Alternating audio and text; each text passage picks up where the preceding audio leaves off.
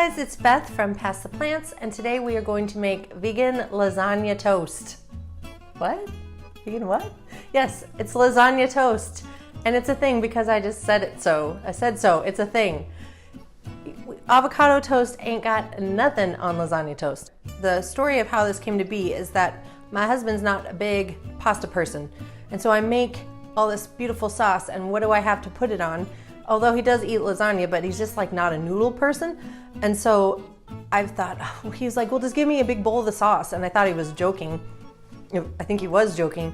But so what I decided to do is actually take this beautiful bread that he made this gorgeous loaf of bread, and slather on some of the components that I would ordinarily put in the lasagna and slather them on top of the bread. And it was so good that it just all of a sudden occurred to me, this is lasagna toast.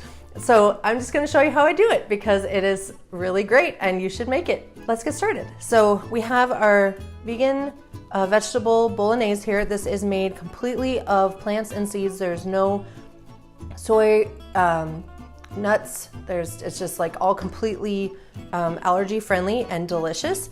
So we've got that simmering here. I just made this. And then we have my vegan spinach ricotta, which is a combination of tofu and cashews, and then nutritional yeast, garlic, miso, which gives a super cheesy flavor, and spinach and basil.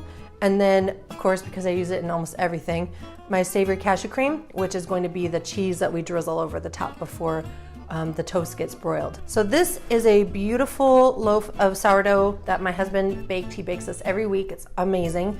But my advice to you is to get a really good, thick, crusty bread that can hold up to the toppings that we're about to put on it. So I'm just gonna cut into this. I mean, come on. And you want nice thick slices too, so it can hold up to everything we're about to put on it.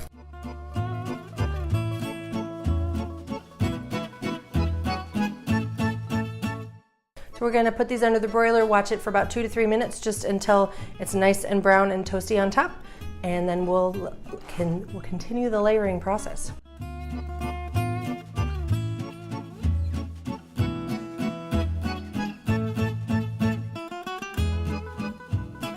Okay, so the the bread just came out of the oven, and I'm going to take a little garlic clove here and cut it in half, and then I just take 1/2 and rub it along.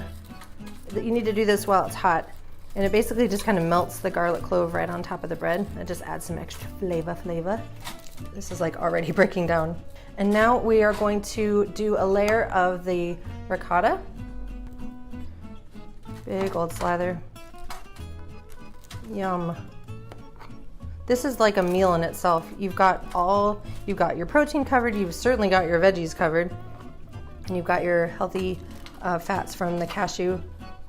So we've got that on there, and now we'll just take a little bit of our bolognese. You could also just use a marinara, but this has nice because it's got a little bit of texture in it. You don't want to do too much because it might be a little bit too wet, and you kind of want to have a good ratio of the layers. You want to do more of any one thing. Okay, now we're gonna drizzle over. Ooh, had a garlic stick to me. The garlic wants to give me the spot treatment. We'll just drizzle some of this over.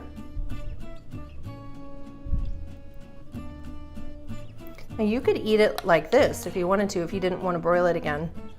But I just like to get a little bit of color on the cheese and maybe warm things through just a little bit. Okay. So back into the oven we go. We're just gonna broil it again for a minute or two until this cashew cream thickens up and gets a couple little brown spots on it. Here we go. Oh my goodness. This looks amazing. Oh, which one do I pick? It came out all browned and beautiful. It's really hot.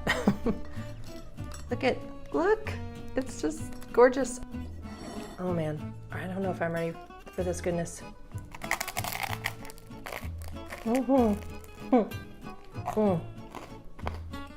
Oh, it's so good. You gotta give this a try. I'm gonna eat another bite.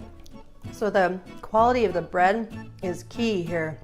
If you don't have a husband or a wife at home to make you homemade wonderful goodness such as this, the best thing you can do is find like a really thick, hearty rustic loaf and just cut it in really thick slices, or make sure the bakery already has it cut in thick slices.